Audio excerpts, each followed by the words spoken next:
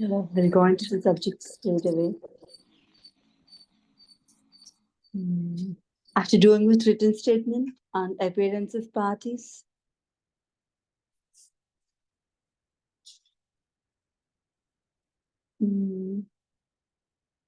I'll be dealing with order 10 and the examination of parties in the by the court and see by this in the sense. First step, stages of suit తీసుకుంటే first step being plaint presented in the court, and second step being written statement filed in the court as a reply to the plaint. Third step ఏమవుతుందంటే framing of issues అవుతుంది. But issues frame చేసే ముందు court examination నిర్వహిస్తుంది అనమాట పార్టీస్ది, and that is what we are going to learn about today, right? And to give a brief intro about this,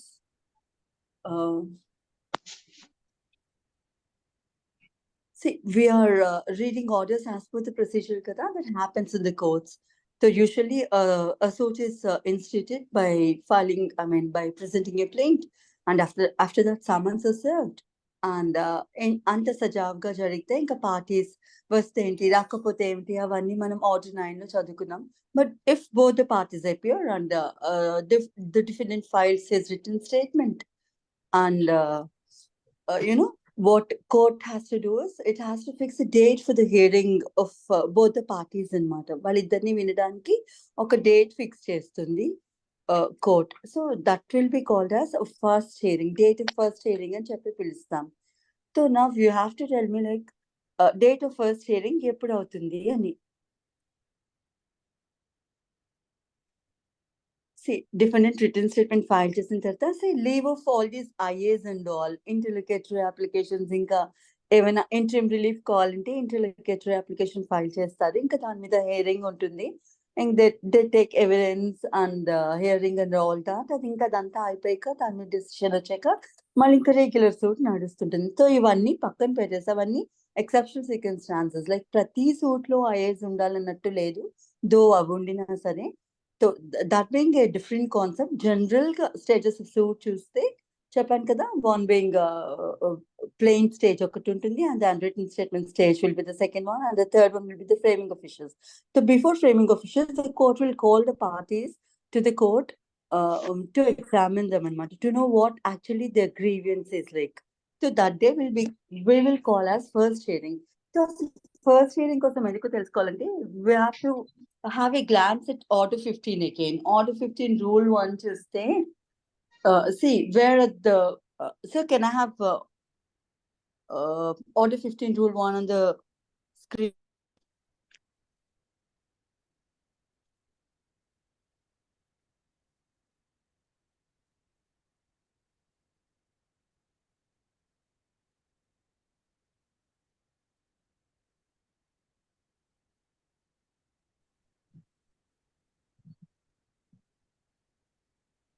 Disposal of the suit at first hearing. Yes, కదా అక్కడ రాస్తారు. First hearing అనే పదం ఎక్కడ CPC నిర్వచించదండి, కానీ ఫస్ట్ హియరింగ్ అనే పదం అయితే వాడుతుంది. ఇప్పుడు ఫస్ట్ హియరింగ్ ఏ రోజు అవుతుంది అంటే పార్టీస్ పిలిచిన రోజా, లేకపోతే పార్టీస్ ఎగ్జామిన్ చేసిన రోజా, ఇవన్నీ మళ్ళీ డౌట్స్ ఇస్తాయి. Like see suppose date of hearing ఈ రోజు ఇచ్చింది అనుకోండి, first hearing different return statement file చేసిన తర్వాత ఇద్దరిని కోర్టుకు రమ్మని హియరింగ్ డేట్ ఈ రోజు ఇచ్చింది అనుకోండి for the first time, like so parties రాలేదు, లేదు రవీంద్ర బాబు గారు, చంద్రశేఖర్ గారు యూట్యూబ్. సో ఇప్పుడు పార్టీ రాలేదనుకోండి, డిఫరెంట్ ఏం చేశారు, లైక్ ఏదో ఒక రీజన్ చెప్పారు అండ్ అడ్జార్న్మెంట్ అడిగారు అనుకోండి, ఇంకా ఆ రోజు ఫస్ట్ హియరింగ్ డేట్ అవుతుందా అంటే నో. సుప్రీంకోర్టు ఏం చెప్తుందంటే ఫస్ట్ హియరింగ్ డేట్ ఎప్పుడు అవుతుంది అంటే ఏ రోజైతే ఇద్దరు పార్టీస్ ని court for the first time వింటుందో, ఎగ్జామిన్ చేస్తుందో ఆ రోజే డేట్ ఆఫ్ ఫస్ట్ హియరింగ్ అవుతుంది. Because the court has to know what the parties are contesting for అనేది కోర్ట్ కి తెలియాలి. కాబట్టి వారి నోట్లోంచి వారి స్వయంగా చెప్పడం వింటుంది, అంటే వారి pleadings first time court scrutiny చేస్తుంది అనమాట. వారు ఏం చెప్తున్నారు అనేది ఫస్ట్ టైం వారి ప్లీడింగ్స్ లోకి వెళ్ళి చూస్తుంది court. So that day is called as first hearing date అని. సో ఆ హియరింగ్ రోజు ఏమవుతుందంటే ఎగ్జామిన్ చేస్తుంది పార్టీస్ అన్ని. So again will come back to order 10, right? I'll read the rule 1 for you. ఇక్కడ ఏం చెప్తుంది? రూల్ 1 చెప్తుంది అసర్టైన్మెంట్ whether allegation in pleadings are admitted or denied.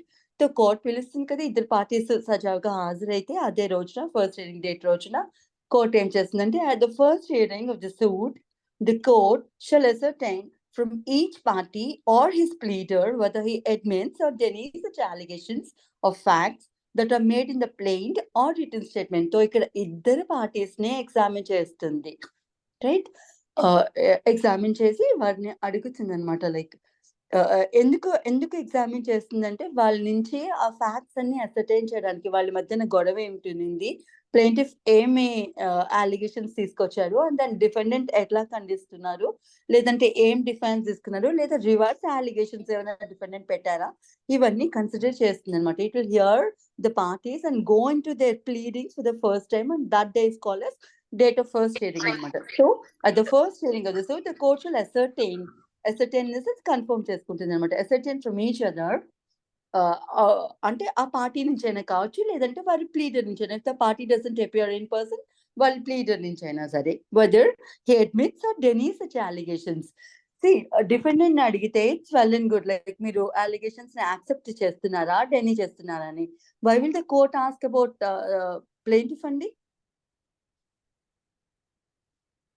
Plaintiff ఎందుకు అడుగుతుంది అలిగేషన్స్ యాక్సెప్ట్ చేస్తున్నారా, డెనీ చేస్తున్నారా అని?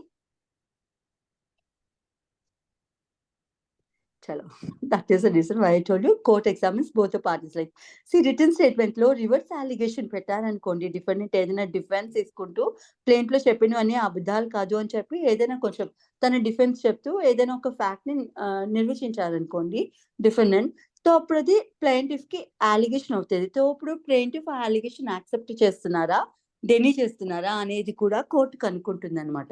సో ఇద్దరు పార్టీస్ ని ఎగ్జామిన్ చేసి వారిని అడుగుతుంది, అందులో మీ ప్లీడింగ్స్ లో ఉన్న ఆపోజిట్ పార్టీ ప్లీడింగ్స్ లో ఉన్న అవి యాక్సెప్ట్ చేస్తున్నారా, లేకపోతే డెనీ చేస్తున్నారా అని చెప్పి అడుగుతుంది అనమాట.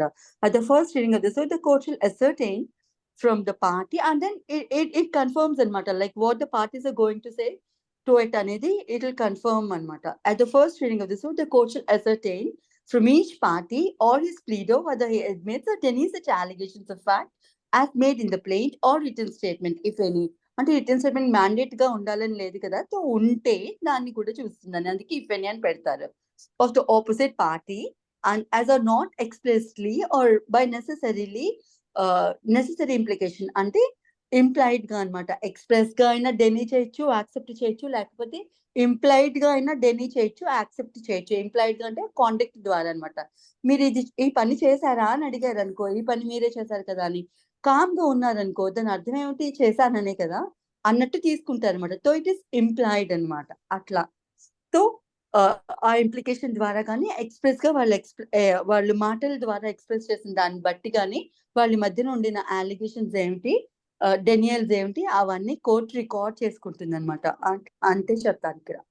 Whether he admits or denies such allegations of fact as made in the plaint or the written statement, if any, of the opposite party and as are not expressly or necessary implication admitted or denied, and then which are not admit కానివి, express గా admit కానివి, లేకపోతే express గా deny చేయనివి రెండు కూడా record చేసుకుంటుంది అనమాట. Accept చేసినవి, యాక్సెప్ట్ చేయనివి కూడా రెండు రికార్డ్ చేసుకుంటుంది కోర్ట్ అని. The court will record such admissions and denials, ఆ రెండింటిని కోర్ట్ రికార్డ్ చేసుకుంటుంది and that will form record of the case అనమాట. So this is rule 1. And then rule 1 ఏం చెప్తుంది, directions of the court to opt for any one mode of alternate dispute resolution. So ఇక్కడ మనం we have to go back to section 89. Section 89 is a mandate provision. 2002 కన్నా ముందు అది mandate గా ఉండేది కాదండి, ప్రిఫర్ చేస్తే చేసేది, లేకపోతే లేదు పార్టీస్ అడిగితే. కానీ 2002 లోను it has made it a mandate on the part of the court అనమాట. కోర్ట్ కంపల్సరీ దీన్ని ఏదో ఒకటి మోడ్స్ ఆఫ్ రెజల్యూషన్ ఏదో ఒకటి తీసుకోండి, రిసాల్వింగ్ డిస్ప్యూట్స్ మోడ్స్ ఉన్నాయి కదా, లైక్ విల్ గో ఫర్ ఆర్బిట్రేషనా, కన్సిలియేషనా, మీడియేషనా, లేదంటే లోక్ అదాలత, ఏదో ఒకటి రిఫర్ చేసుకోమని అడుగుతుంది, ఏదో ఒకటి ఆప్ట్ చేసుకోమని అడుగుతుంది అనమాట పార్టీస్ ని. సో వారిని విని తర్వాత వారి మధ్యన ఏదైనా కాంప్రమైజింగ్ టర్మ్స్ ఉండుంటే సరే పాసిబిలిటీ ఉంది అని చెప్పి కోర్ట్ భావిస్తే ఇది వరకు అట్లా రిఫర్ చేసేది. అది ఆప్షనల్ అన్నట్టు before 2002. But after 2002 this has been a mandate step అన్నమాట.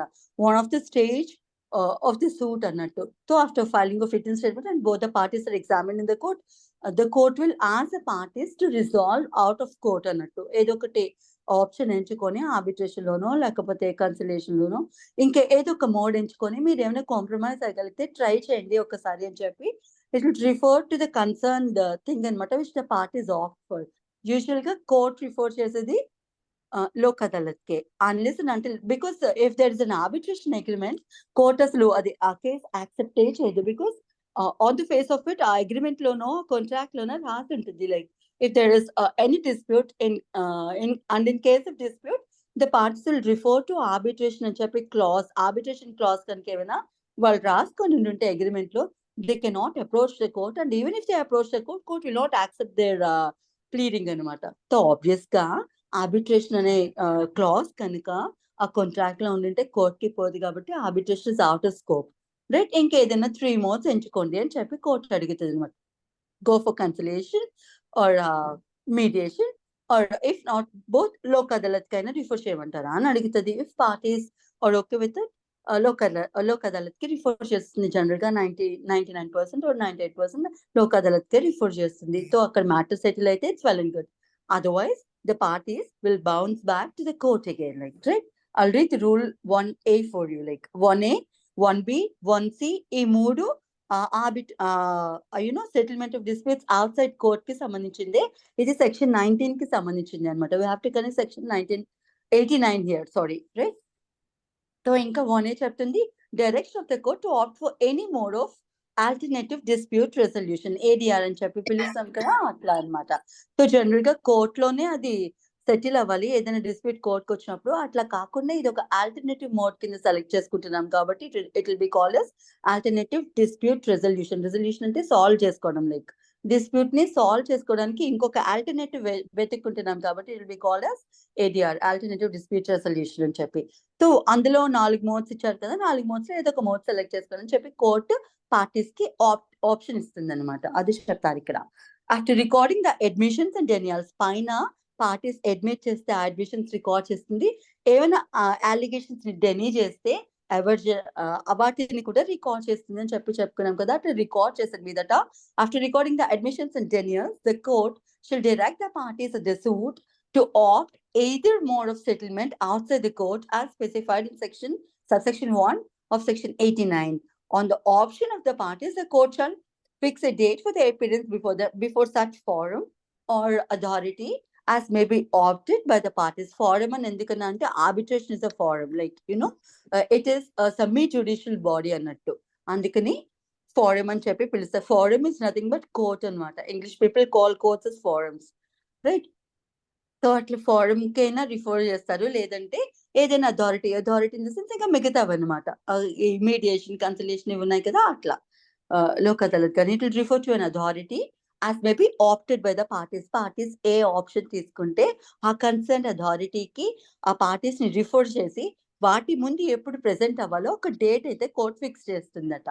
That is rule 1A. And rule 1B చెప్తుంది sub rule 1B appearance before the conciliation forum or authority, right? ఇప్పుడు ఆ కన్సిలేషన్ ఫార్మ్ ముందు ఆ parties ఏ రోజైతే date fix చేస్తారో వాటి ముందు అపియర్ అవుతాయి అనమాట. Where a suit is referred in the rule 1A, the party shall appear before such forum or authority for conciliation of a suit. ఆ సూట్ ని కన్సిలియేట్ చేసుకోవడానికి అంటే ఎమికబుల్ గా సెటిల్ చేసుకోవడానికి ఆ పర్టికులర్ ఫారం ముందు 2 పార్టీస్ అపియర్ అవుతాయి అని చెప్పి 1B చెప్పింది. అండ్ 1C చెప్తుంది appearance before the court consequent to the failure of efforts of the conciliation. So reconciliation efforts అన్ని ఫెయిల్ అయిపోయి అక్కడ కనుక వాళ్ళు కాంప్రమైజ్ అవ్వలేకపోతే అప్పుడు మళ్ళీ కోర్టుకు వచ్చేస్తారు అని చెప్పి ఆ కన్సర్న్ అథారిటీ ఏవైతే ఉందో అది ఆ పార్టీస్ ని కోర్ట్ కి మళ్ళీ రిఫర్ చేసిస్తుంది అనమాట. Where suit is referred under 1A, rule 1A కిందన పార్టీస్ ఏదైనా ఫారెన్ కి రిఫర్ చేసినప్పుడు and the presiding officer of the conciliation forum or authority is satisfied that it would not be proper in the interest of justice to proceed with the matter further.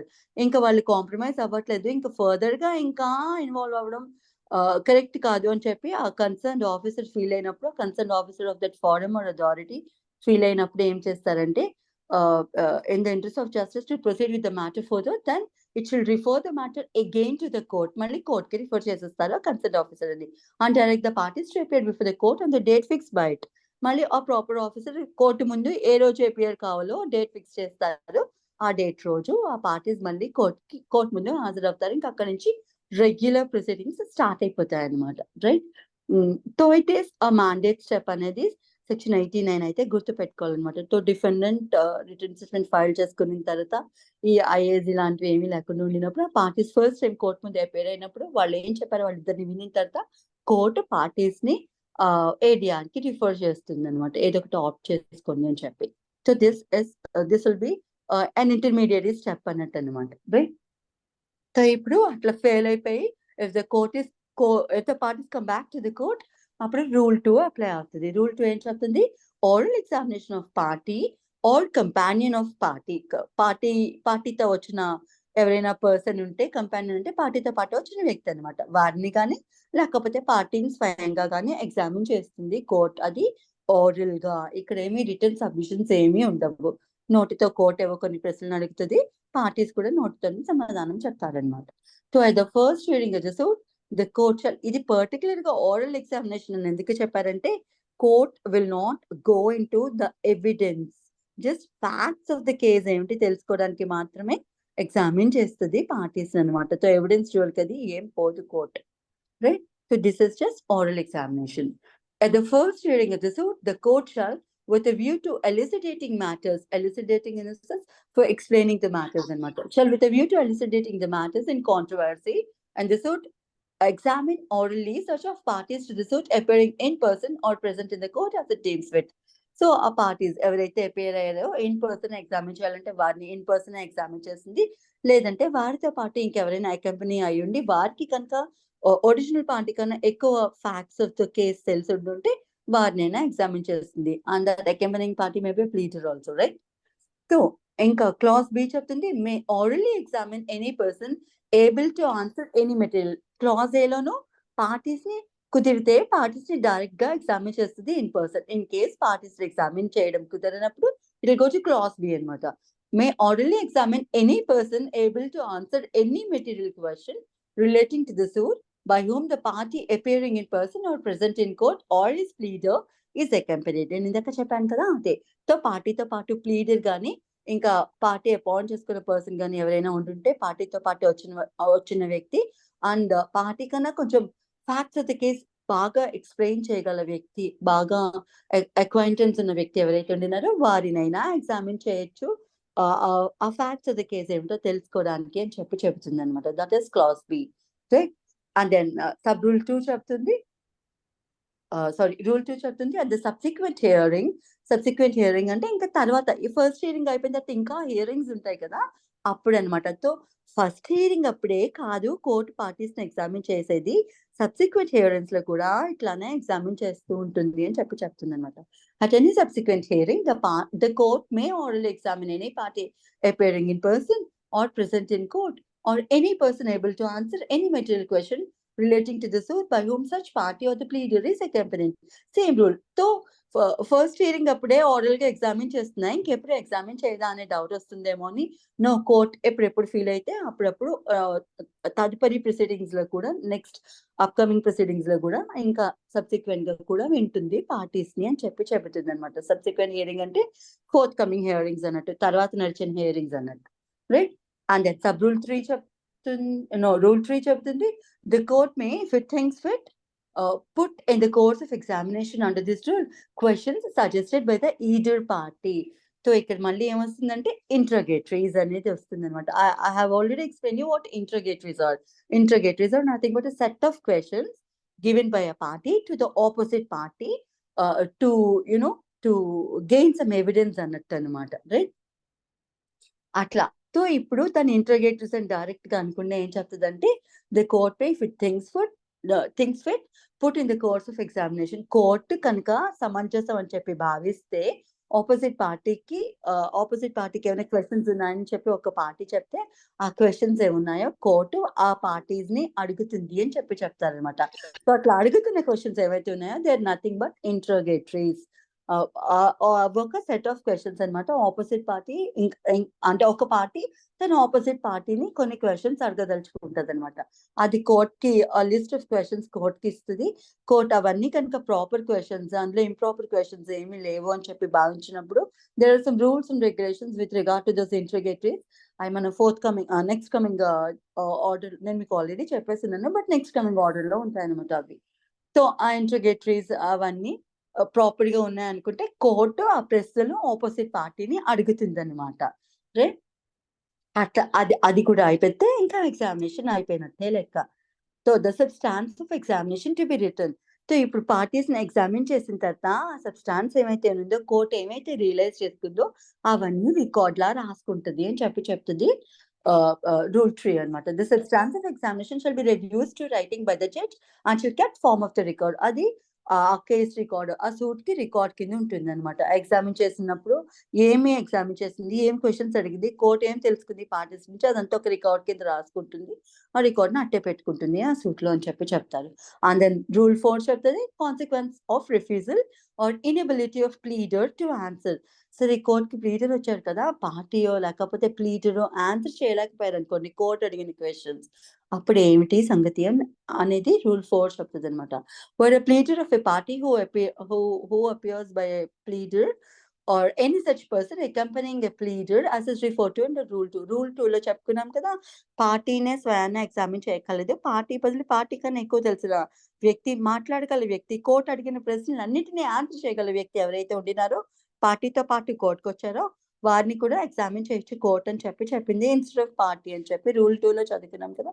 So, అట్లా ఆ పార్టీని questions అడిగినప్పుడు అంటే ఆ పార్టీతో పాటు వచ్చిన ఆ పర్సన్‌ని లేదంటే వారి ప్లీడర్‌ని, వారు అపాయింట్ చేసుకున్న ప్లీడర్‌ని ఆ సూట్‌కి సంబంధించి కొన్ని క్వెషన్స్ అడిగినప్పుడు ఆ ప్లీడర్ ఆన్సర్ చేయలేకపోతే, కోర్ట్ అడిగిన క్వెషన్స్ ఆన్సర్ చేయలేకపోతే అప్పుడు ఏమిటి పరిస్థితి అనేది రూల్ 4 చెప్తదనమాట.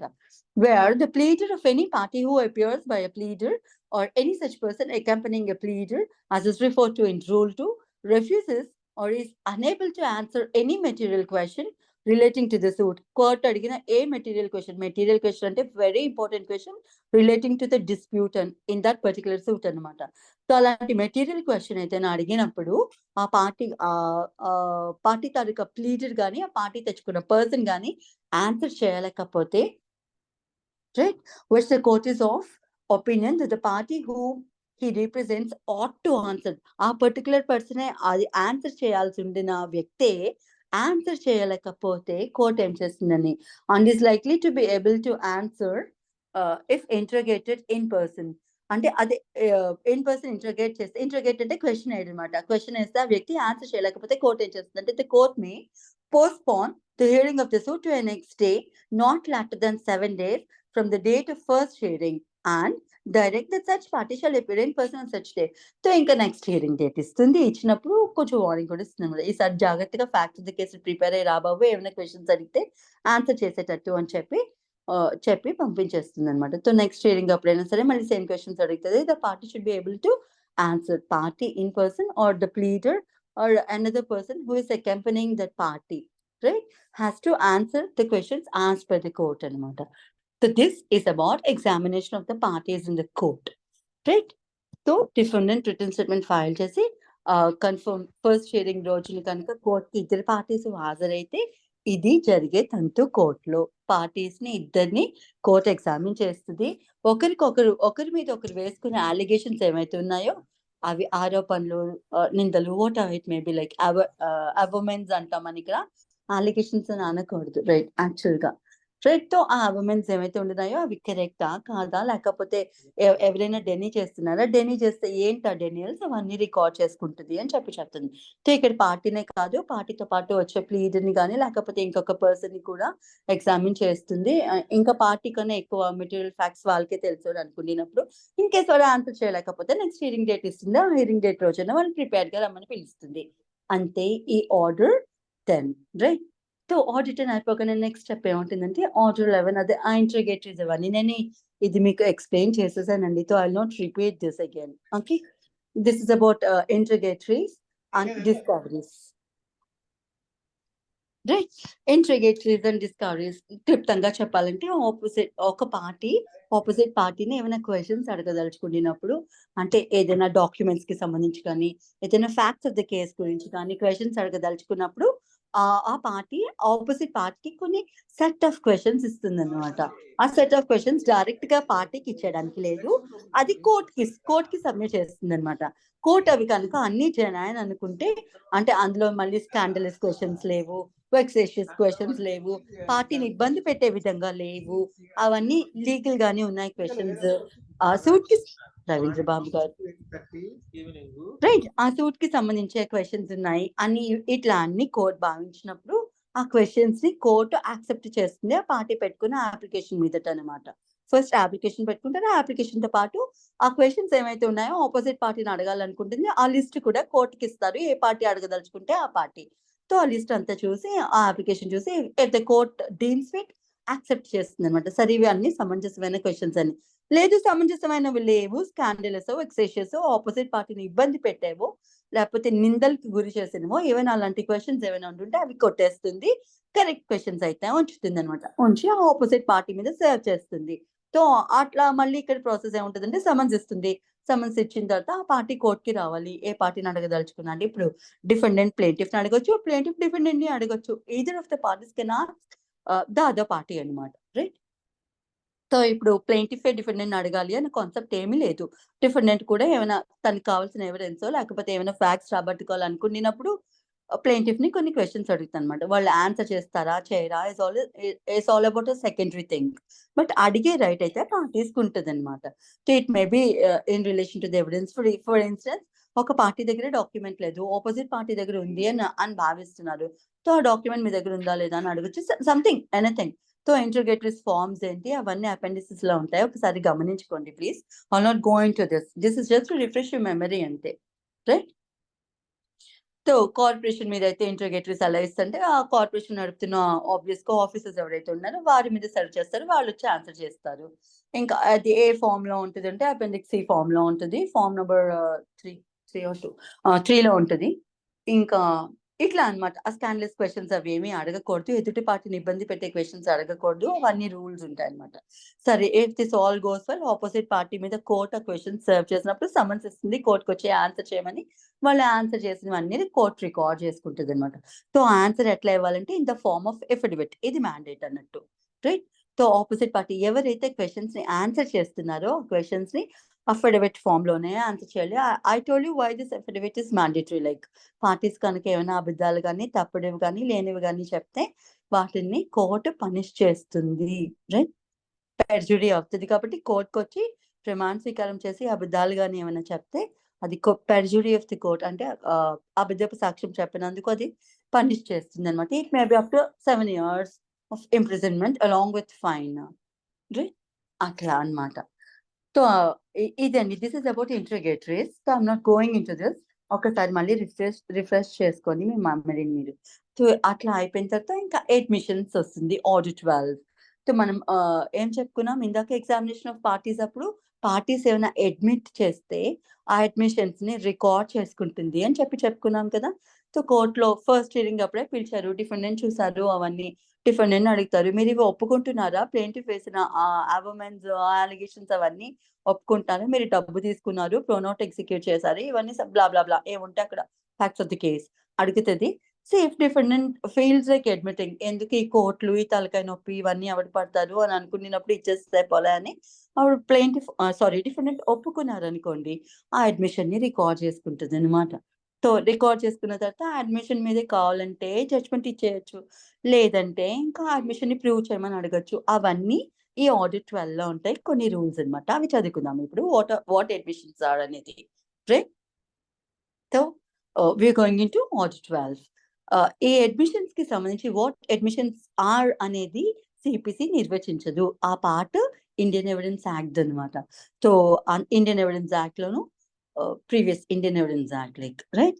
అందులోను సెక్షన్ 17 నుంచి 23 దాకా ఈ అడ్మిషన్స్‌కి సంబంధించిన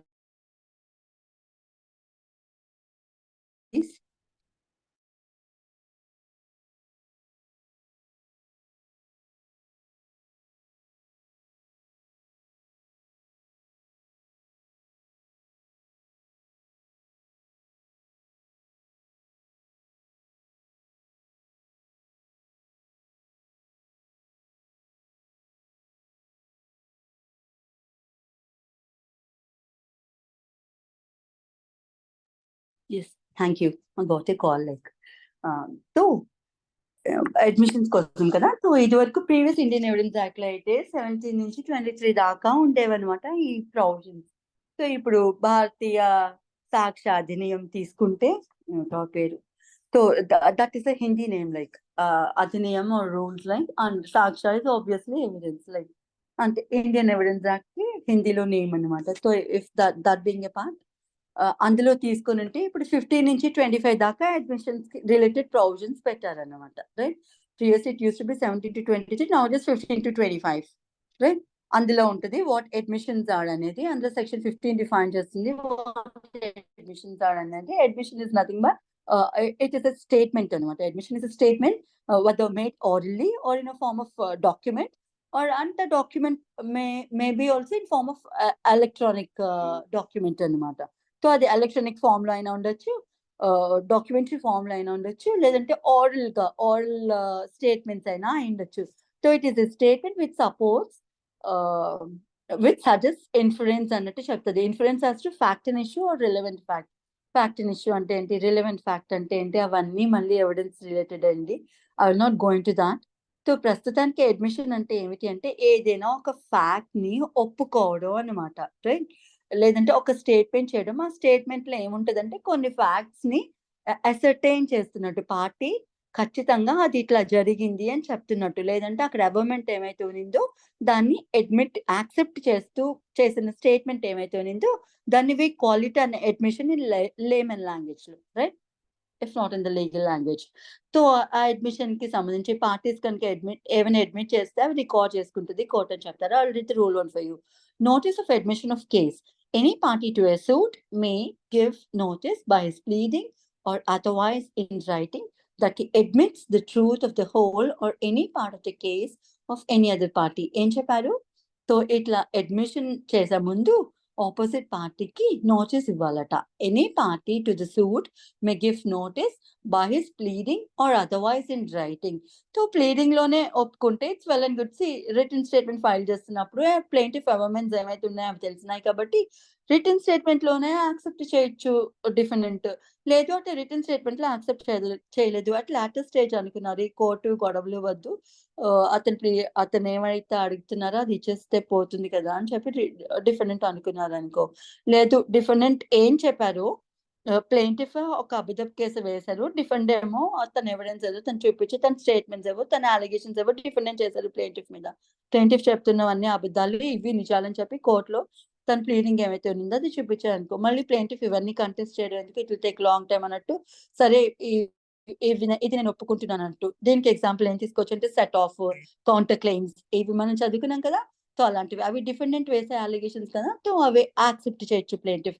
so either party can admit the allegations in the pleading of the opposite party అనమాట. సో అట్లా యాక్సెప్ట్ చేసినప్పుడు నోటీస్ ఇవ్వాలా అని, ఎందుకంటే ఆపోజిట్ పార్టీకి తెలియాలి కదా వీళ్ళు ఏం అడ్మిట్ చేస్తున్నారు అనేది. సో ఆపోజిట్ పార్టీకి నోటీస్ ఇవ్వాలని చెప్పి చెప్తున్నారు. Notice to admit documents.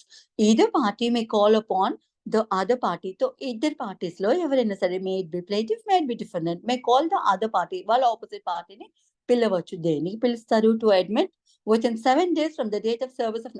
వాళ్ళు వాలంటరీగా ఒప్పుకుంటే రూల్ 1, లేదు వాళ్ళు వాలంటరీగా ఒప్పుకోలేదు, ఆపోజిట్ పార్టీ అడుగుతుంది అనమాట, మీరు ఇది ఒప్పుకుంటున్నారా అని చెప్పి, ఒప్పుకోండి అని చెప్పి అడుగుతుంది అనమాట ఆపోజిట్ పార్టీని, రైట్. సో ఏది party may call upon the other party to admit within 7 days from the date of service of notice of any document, saving all just exceptions. అంటే మళ్ళీ ఎక్సెప్షనల్ సర్కమ్స్టాన్సెస్ ఉంటే అవన్నీ పక్కన పెట్టండి, అన్ని straight forward గా సజావుగా జరిగితే సంగతి అనమాట. సో అప్పుడు ఫర్ ఎగ్జాంపుల్ ప్రినోట్ ఎగ్జిక్యూట్ చేసి ఒక పార్టీ మనీ తీసుకున్నారు అనుకోండి ఒక పర్సన్ నుంచి, ఆ మనీ పే చేయకపోతే ఆపోజిట్ పార్టీ ఆబ్వియస్ గా ప్రినోట్ సూట్ ఫైల్ చేస్తారు. సో ప్లెయింటిఫ్ ఏం అడుగుతారు, నాకు ఇంత డబ్బు అప్పుగా తీసుకున్నారు, నేను అడిగినా ఇవ్వలేదు, ఇదిగోని ప్రినోట్ ఎగ్జిక్యూట్ చేశారు, సో అని చెప్పి ప్లెయింటిఫ్ చెప్తారు. సో ఆపోజిట్ పార్టీ డిఫెండెంట్ ఏం చెప్తారు, నో ఐ హావెంట్, అంటే వారు అడ్మిట్ చేయదలుచుకోకపోతే, లేదు నాకు ఈ ప్లెయింటిఫ్ ఎవరో తెలియదు, నేను వారి దగ్గర డబ్బే తీసుకోలేదు, లేదా ఏదో వారు ఏం చెప్పుకోవాలో అవన్నీ చెప్పుకుంటారు కదా. సో అప్పుడు ఈ ప్లేంటిఫ్ ఏం చేస్తారంటే ఆ డాక్యుమెంట్ చూపిస్తారు, ప్రోనోటో లేకపోతే రిలేటెడ్ ఇంకేదైనా ఎవిడెన్స్ ఉంటే ఆ డాక్యుమెంట్ చూపించి, ఇదిగో ఇది మీరు ఎగ్జిక్యూట్ చేసిందే కదా మీ స్వహస్తాలతో, దీన్ని మీరు యాక్సెప్ట్ చేస్తారా, లేదంటే ప్రోనోట్ కాకపోతే ఏదైనా కాంట్రాక్ట్ తీసుకోండి ఫర్ ఈజీ అండర్స్టాండింగ్, ఈ కాంట్రాక్ట్ లో టర్మ్స్ అన్నిటిని మీరు ఒప్పుకుంటున్నారా, అట్లా ఏమైనా అడగచ్చు అనమాట ఆపోజిట్ పార్టీ. ఏ పార్టీనైనా అడగచ్చు తన ఆపోజిట్ పార్టీని అని చెప్తున్నారు. కానీ దీనికి టైం పీరియడ్ మ్యాండేట్ అనమాట. 7 days పీరియడ్ ఉంటుంది. 7 days నోటీస్ ఇచ్చిన 7 days లోపు పార్టీ యాక్సెప్ట్ చేస్తున్నారో లేదో ఆన్సర్ చేయాలన్నమాట ఆపోజిట్ పార్టీకి. To either party may call upon the other party to admit within 7 days from the date of service of the notice of any document, saving all just exceptions. అంటే ఇదిగో ఆ పార్టీకి ఒంట్లో బాగాలేదు, రాలేకపోయావు, లేదా టైం ఇవ్వండి, అడ్జార్న్మెంట్ ఇవ్వండి, ఇలా అడుగుతారు కదా, ఇవన్నీ ఎక్సెప్షనల్ సర్కమ్స్టాన్సెస్ అనమాట. అవన్నీ కాకుండా సజావుగా జరిగితే సంగతి అట్లా. సో 7 days పీరియడ్ లోగా నాకు ఆన్సర్ చేయండి, ఈ పలానా ఫ్యాక్ట్ మీరు అడ్మిట్ చేస్తున్నారా లేదా అని చెప్పి ఒక పార్టీ తన ఆపోజిట్ పార్టీని అడగచ్చు అని సబ్ రూల్ 2 చెప్తుంది.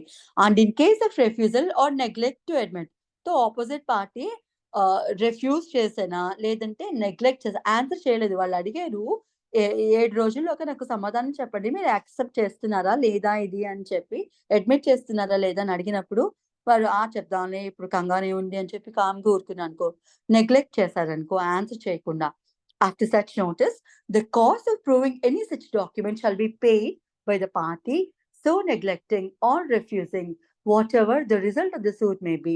సో ఏం చెప్తారంటే ఆ సూట్ నెగ్గినా ఓడిపోయినా సరే ప్రస్తుతానికి ఆ పార్టీ ఆ డాక్యుమెంట్ ని ప్రూవ్ చేయడానికి తనకి ఖర్చులు అవుతాయి కదా. ఫర్ ఇన్స్టెన్స్ ఎవరైనా ఎవిడెన్స్ కింద తన విట్నెస్ ఏమైనా తెచ్చుకున్నారు అనుకోండి, ఆ విట్నెస్ రావడానికి ఖర్చులు ఇవన్నీ అవుతాయి కదా, లేదంటే ఏ సర్టిఫైడ్ కాపీస్ తెచ్చుకోవాలో, ఇలాంటి ఏదైనా తీసుకొని ఏదైనా సెకండ్ మూలంగా ఆ పార్టీ ఆ డాక్యుమెంట్ ప్రూవ్ చేయడానికి ఆ పార్టీకి ఏమైనా ఖర్చులు అయ్యాయి అనుకోండి, because opposite party has denied it, admit చేస్తామని అడిగితే మాట్లాడలేదు లేదా నెగ్లెక్ట్ చేసింది, గమ్ముగా ఊరుకుంది ఆ ఆపోజిట్ పార్టీ అనుకోండి, అప్పుడు ఈ పార్టీ ప్రూవ్ చేసుకోవాలి కదా ఆ డాక్యుమెంట్ ఆ ఆపోజిట్ పార్టీ ఎగ్జిక్యూట్ చేశారని.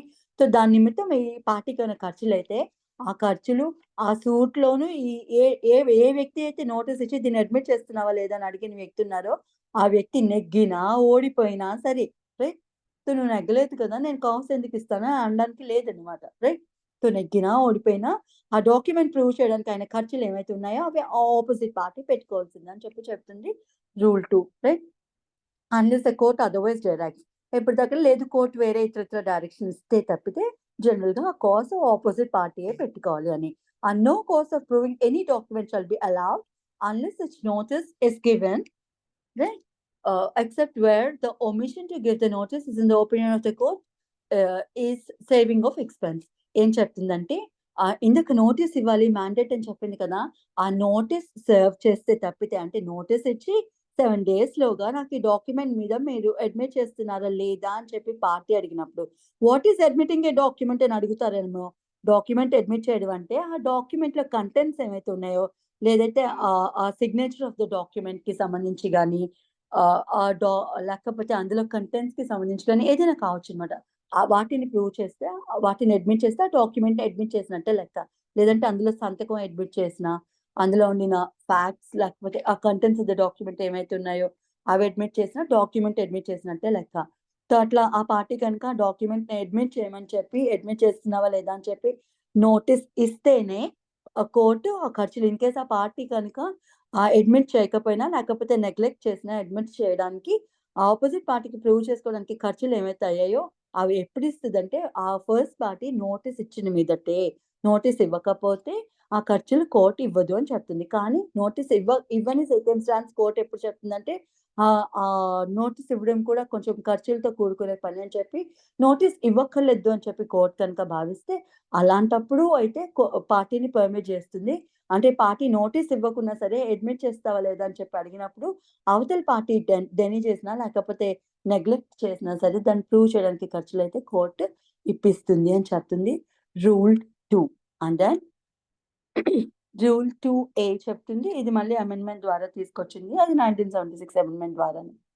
ఓకే, ఈ కోడ్ లోను దాన్ని చేర్చబడింది అనమాట. అయితే document to be deemed to be admitted if not denied after service of notice to admit documents. Right. ఇక్కడ ఏం చెప్తుందంటే ఆ డాక్యుమెంట్ ని అడ్మిట్ చేయకుండా లేకపోతే డెనీ చేయకుండా కనుక ఆ పార్టీ గమ్ముగా ఉందనుకోండి, దాన్ని అడ్మిషన్ కిందనే తీసుకుంటది అని చెప్తుంది. పార్టీ అడ్మిట్ చేసినట్టే లెక్క అని చెప్పి కోర్ట్ భావిస్తుంది అని చెప్తుంది. I'll read the rule for you. Every document which a party is called upon to admit if not denied specifically. అంటే స్పెసిఫిక్‌గా అందులో నువ్వు ఇది అడ్మిట్ చేస్తున్నావు అని చెప్పి ఆ డాక్యుమెంట్ కోసం అడిగినప్పుడు స్పెసిఫిక్‌గా డెనీ చేయకపోతే, లేదండి నేను ఒప్పుకోవట్లేదు. నేను దీన్ని నిరాకరిస్తున్నాను. లేకపోతే దీన్ని యాక్సెప్ట్ చేయట్లేదు అని చెప్పి పార్టీ ఓపెన్‌గా, స్పెసిఫిక్‌గా చెప్పితే తప్పితే అట్లా కనుక కామ్‌గా ఉండినా సరే అంటే ఇంప్లైడ్‌గా ఇప్పుడు ఏదైనా క్వెషన్ అడిగితే ఈ దొంగతనం నువ్వు చేసావంటే కామ్‌గా ఊరుకున్నారనుకోండి. దాని అర్థం ఏంటి ఆ వ్యక్తి ఆ దొంగతనం చేసినట్టుగా భావిస్తారు. అంటే though it may not be correct. కానీ ఇంప్లాయిడ్‌గా యాక్సెప్ట్ చేసినట్టే లెక్క అన్నమాట. సో, అట్లా ఇంప్లాయిడ్ కాంటాక్ట్ ద్వారా గాని, లేకపోతే ఓరల్‌గా గాని కనుక ఆ పార్టీ దాన్ని ఆ అడ్మిషన్ ఏమైతే ఉందో దాన్ని డెనీ చేయకపోతే కోర్ట్ దాన్ని యాక్సెప్ట్ చేసినట్టే భావిస్తుంది. అడ్మిట్ చేసినట్టే భావిస్తుంది అని చెప్తున్నానన్నమాట. Every document which a party is called upon to admit. ఒక డాక్యుమెంట్ చూపించి దీన్ని మీరు అడ్మిట్ చేస్తున్నారా లేదా అని చెప్పి అపోజిట్ పార్టీ అడిగినప్పుడు అది స్పెసిఫిక్‌గా డెనీ చేయకపోతే ఆపోజిట్ పార్టీ స్పెసిఫిక్‌గా డెనీ చేయకపోతే or stated to be not admitted. నేను అడ్మిట్ చేయట్లేదు అని చెప్పి నోరారా చెప్పకపోతే in the pleading of that party or in his reply to the notice to admit documents. ఆ డాక్యుమెంట్ అడ్మిట్ చేస్తున్నావా లేదా అని అడుగుతూ ఒక నోటీస్ ఇస్తారని చెప్పుకున్నాం కదా! ఆ నోటీస్‌కి రిప్లైలో కూడా వారేమి దాన్ని డెనీ చేస్తున్నట్టుగా గాని ఏమి రిప్లై ఇవ్వకపోతే అప్పుడు it shall be deemed to be admitted except as against a person under disability. జనరల్‌గా ఆపోజిట్ వ్యక్తి డిజేబుల్డ్ వ్యక్తి కాకపోతే అంటే if is not an insane or if is not a minor or if is not disqualified by court by law అటువంటి వ్యక్తులు తప్పితే మిగతా వ్యక్తులుకి సంబంధించి ఏం ప్రిజంప్షన్ తీసుకుంటుందంటే వాళ్ళు ఆ పర్టిక్యులర్ అగ్రీమెంట్ ఏమైతే ఉందో అడ్మిషన్ చేసినట్టే లెక్క కింద తీసుకుంటుంది కోర్ట్ అని చెప్పి రూల్ 2A చెప్పింది.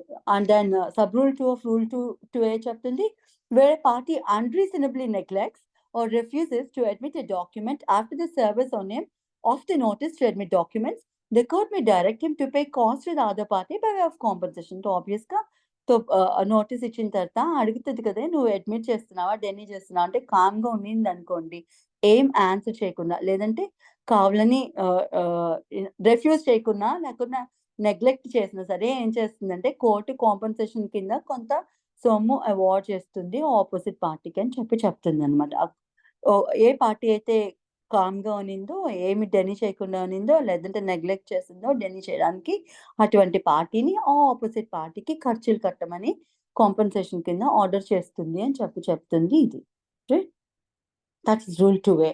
And then form of notice is in rule 3. ఈ నోటీసులు ఉంటాయి కదా! ఇవి ఎక్కడ ఉంటాయంటే అపెండిక్స్‌లోకెళ్ళండి. అపెండిక్స్ సిలో ఫార్మ్ నంబర్ 9లో ఉంటది. అట్లా చూసుకోండి అని చెప్తదనమాట. సో, మీరు ఇక్కడే ఆ నోటీస్ చూస్తే మీకొక క్లారిటీ వస్తది. ఆ అడ్మిషన్ ఎట్లా ఉంటది అనేది. లేదు మీరు క్లాస్ అయిపోయిన తర్వాతైనా మీరు చూసుకోండి ఒక్కసారి. Right? Go to appendix C and have a glance at form number 9 అనమాట. అందులో ఉంటుంది ఫార్మాట్ లైక్. ఓకే. సో, ఇంకా రూల్ 4 చెప్తుంది notice to admit facts. Any party may by notice in writing at any time not left then 9 days before the day fixed for the hearing call upon any other party to admit for the purpose of the suit only any specific fact mentioned. ఇందాక document కోసం చెప్పుకున్నాం. ఇక్కడ ఒక particular fact కోసం చెప్తున్నాను. ఒక madam. Particular fact ఒప్పుకుంటున్నారా? ఒప్పుకోవట్లేదా? అని ఆపోజిట్ మేడం తిరుపతి గారు 3A ఉంది మేడం. చెప్పండి. 3A ఉంది madam. 3A. Sorry. Yeah! Of the court to record admission. Okay. So, ఆ పైన అడ్మిషన్ ఏమైతే చేస్తుందో అది రికార్డ్ చేస్తదని చెప్తారు. There's nothing much in this. Notwithstanding that no notice to admit documents has been given under Rule 2. The court may at any stage of proceeding before it of its own motion call upon any party to admit any document.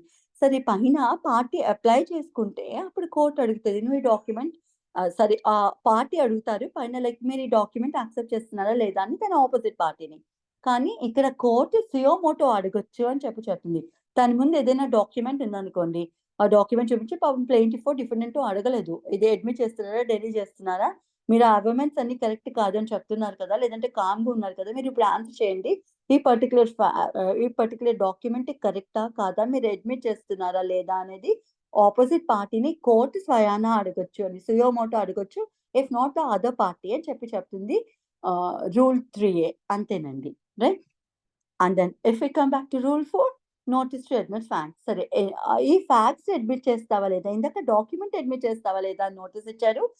ఇప్పుడు facts admit చేస్తావా లేదా అని notice అడుగుతాడు. పలానా fact ఉంది, దీన్ని మీరు admit చేస్తున్నారా లేదా అని చెప్పి అడుగుతారనమాట. మీరు నా దగ్గర డబ్బులు తీసుకున్నారు, వాస్తవమా కాదా? ఇట్లా. లేదంటే మీరు నా ప్రాపర్టీలోకి చొరబడ్డారు, వాస్తవమా కాదా? ఒప్పుకుంటున్నారా లేదా? ఇట్లా ఏదైనా ఫ్యాక్ట్స్ ఆఫ్ ద కేస్ బట్టి వాళ్ళు ఏం అడగదలుచుకుంటే అది అడుగుతారనమాట, రైట్? బట్ ఇక్కడ ఫ్యాక్ట్స్ అడుగుతున్నారు. ఇందాక డాక్యుమెంట్ కోసం అడిగారనమాట. ఏదైనా డాక్యుమెంట్ కరెక్టా కాదా అని మీరు అడ్మిట్ చేస్తున్నారా? అదే ఇది మీరు ఎగ్జిక్యూట్ చేసిందే, లేకపోతే ఇందులో ఉండిన సంతకం మీడియానే, లేకపోతే ఈ కంటెంట్స్ ఆఫ్ ద డాక్యుమెంట్ మీకు తెలుసను, అట్లా ఏదైనా డాక్యుమెంట్ రిలేటెడ్ థింగ్ అడిగేది రూల్ 2లో ఉంటుంది. ఈ రూల్ 4లో ఉండేది ఫ్యాక్ట్స్ కోసం అడుగుతారనమాట. ఈ పలానా ఫ్యాక్ట్ మీరు అడ్మిట్ చేస్తున్నారా లేదా అనేది, రైట్? సో అట్లా అడగడానికి కూడా నోటీస్ ఇస్తారు అని చెప్తున్నారు. సో ఫస్ట్ హియరింగ్ అయిన తర్వాత 9 డేస్ లోపు అనమాట. 9 డేస్ లోపు నాకు దీనికి ఆన్సర్ చేయండి. ఫ్యాక్ట్స్ మీరు అడ్మిట్ చేస్తున్నారా లేదా అనేది చెప్పండి అని చెప్పి ఆపోజిట్ పార్టీ, అదే ఒక పార్టీ ఆపోజిట్ పార్టీకి నోటీస్ ఇస్తుంది అని చెప్పి అడుగుతున్నారనమాట. Any party may by notice in writing at any time not later than 9 days before the day fixed for the hearing.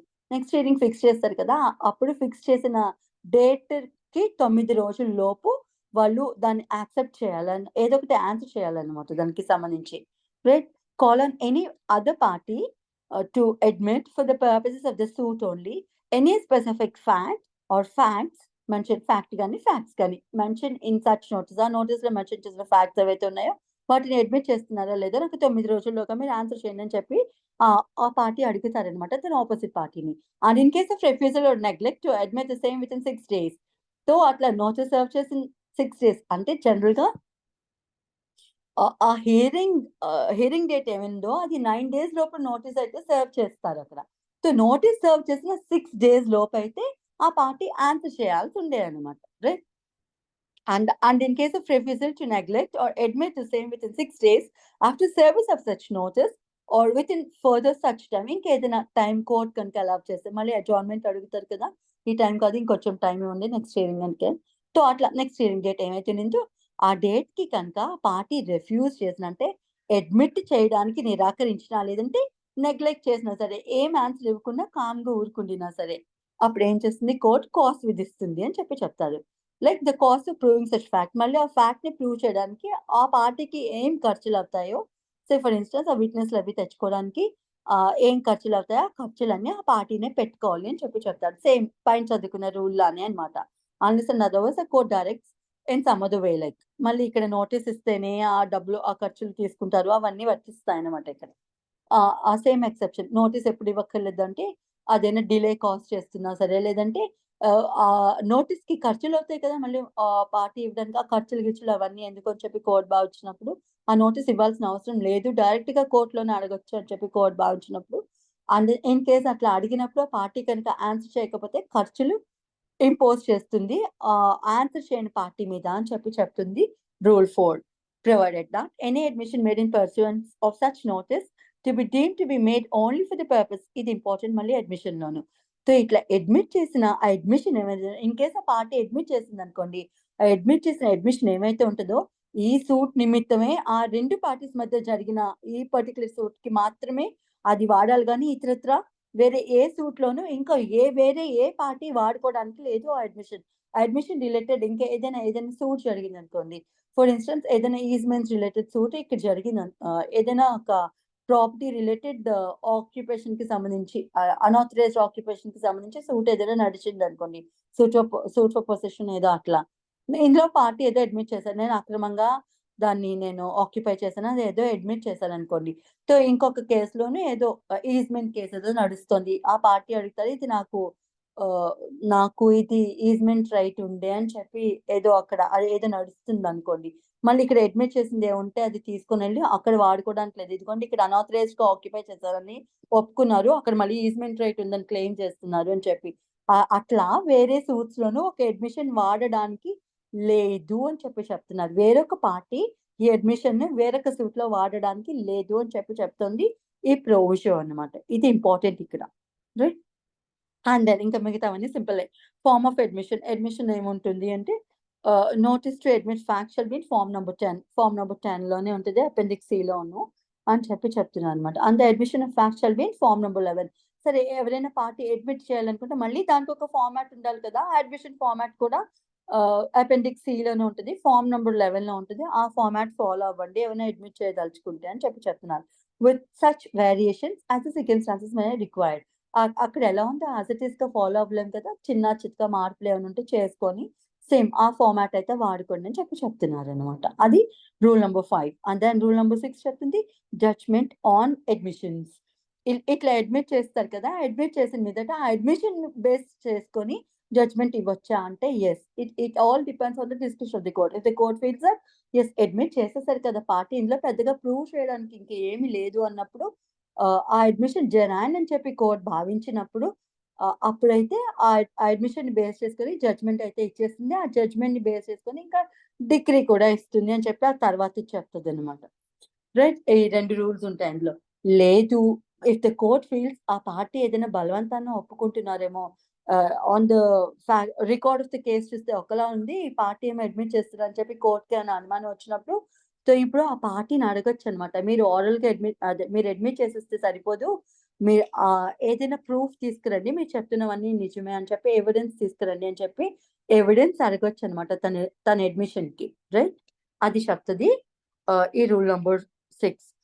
Where admissions of the fact has been made either in the pleading or otherwise. Pleading లోనే admit చేసేస్తే well and good. ఆ ప్లేట్‌లోనో, ఆ return statement లోనో, లేకపోతే counter return statement లోనో కనుక admit చేసేస్తే well and good.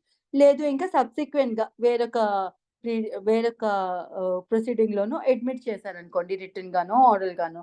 So అట్లా అన్నమాట. మొత్తానికి అడ్మిట్ చేస్తే అడ్మిషన్ బేస్ చేసుకొని కోర్ట్ జడ్జ్‌మెంట్ ఇవ్వదలుచుకుంటే ఇవ్వచ్చు అని చెప్పి. Where admissions of the facts have been made either in the pleading or otherwise అంటే ఇంక వేరే విధంగా అన్నమాట. ప్లీడింగ్‌లో కాకుండా నెక్స్ట్ స్టేజ్‌లో ఎప్పుడో ఒప్పుకుంటే అని. Right. Whether orally or in writing. అది ఆరల్‌గా అడ్మిట్ చేసినా, రైటింగ్‌లో అడ్మిట్ చేసినా సరే. The court may at any stage of a suit. ఇది ఎప్పుడు చేయొచ్చు అనేది కూడా గమనించుకోవాలి. సూట్ ఏ స్టేజ్‌లో ఉండినా సరే, అది ఎవిడెన్స్ అయిపోయి జడ్జ్‌మెంట్ స్టేజ్‌లో ఉండినా సరే అట్లా అన్నమాట. రైట్. ఏ స్టేజ్‌లో ఉండినా సరే అన్నట్టు. ఇనీషియల్ స్టేజే కావచ్చు, మిడిల్ స్టేజే కావచ్చు, లేకపోతే జడ్జ్‌మెంట్ స్టేజే కావచ్చు, ఆర్గ్యుమెంట్ స్టేజ్ కావచ్చు, ఏ స్టేజ్ అయినా సరే.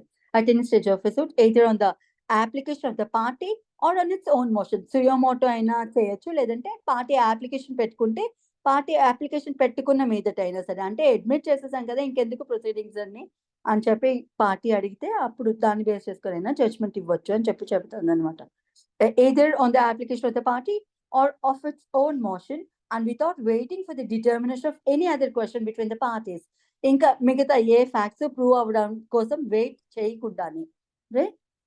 Make such an order or give such judgment as it may think fit as regarding such admissions. ఆ అడ్మిషన్స్‌కి సంబంధించి ఏం జడ్జ్‌మెంట్ ఇవ్వదలుచుకుంటే, ఏం ఆర్డర్ ఇవ్వదలుచుకుంటే కోర్ట్ అది చేయొచ్చు అని చెప్తున్నారు. సబ్ రూల్ 2లో చెప్తారు whenever a judgment is pronounced under sub rule 1 or decree shall drawn up in accordance with the judgment. ఆబ్వియస్‌గా జడ్జ్‌మెంట్ ఇచ్చిన తర్వాత డిక్రీ ఇవ్వాలి కదా! డిక్రీ కూడా వస్తుంది అని చెప్తారు. And the decree shall bear the date on which the judgment was pronounced.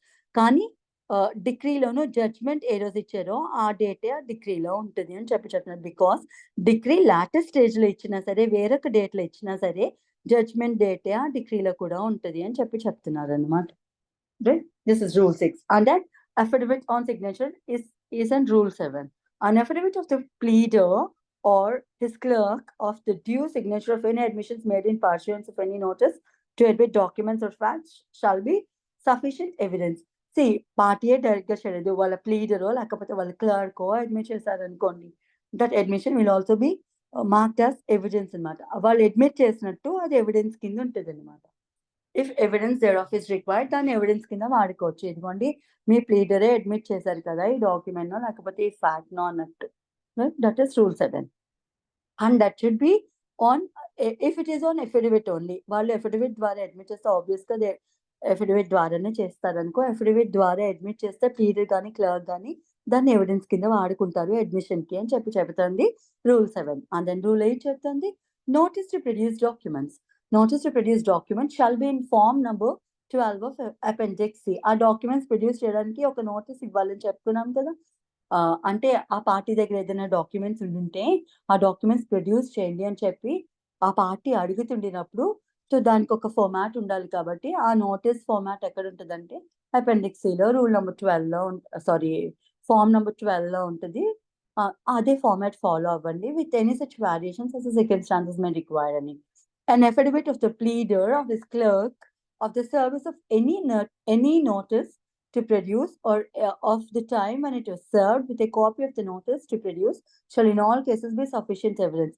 సరే ఆ నోటీస్ ఇచ్చినట్టు ఆ ప్లీడర్ అఫిడవిట్ ఇస్తారు కదా, ప్లీడరో లేకపోతే క్లర్కో అఫిడవిట్ ఇస్తారు కదా, సో అది సరిపోతుంది, ఎవిడెన్స్ కింద సర్వ్ అవుతుంది అది అని చెప్తుంది rule number 8. And then costs if a notice to admit or produce specifies documents which are not necessary, the cause occasion thereby shall be borne by the party giving such notice. సరే ఇప్పుడు ఒక document produce చేయి, ఈ fact admit చేయి అని చెప్పి అడిగారు కదా, అవి ఫేక్ థింగ్స్ అనుకోండి, అవసరం లేనివి అడిగారు అనుకోండి, సో ఆ పార్టీ కోర్టుకు వచ్చి ఆ రోజు ఆన్సర్ చేసినందుకు వారికైనా ఖర్చులు ఏవైతే ఉంటాయో అవి అడిగిన పార్టీ కట్టాలి అని చెప్తారు. So this is about admissions, right? So we are done with almost 3 orders here. And then impounding of documents కోసం రేపు చదువుకుందాం. ఇంపౌండింగ్ ఆఫ్ డాక్యుమెంట్స్ అని కుదిరితే ఫ్రేమింగ్ ఆఫ్ ఇష్యూస్ కూడా రేపు చెప్పడానికి ట్రై చేస్తాను, right? I'll end my session here, Andy. Hope everything is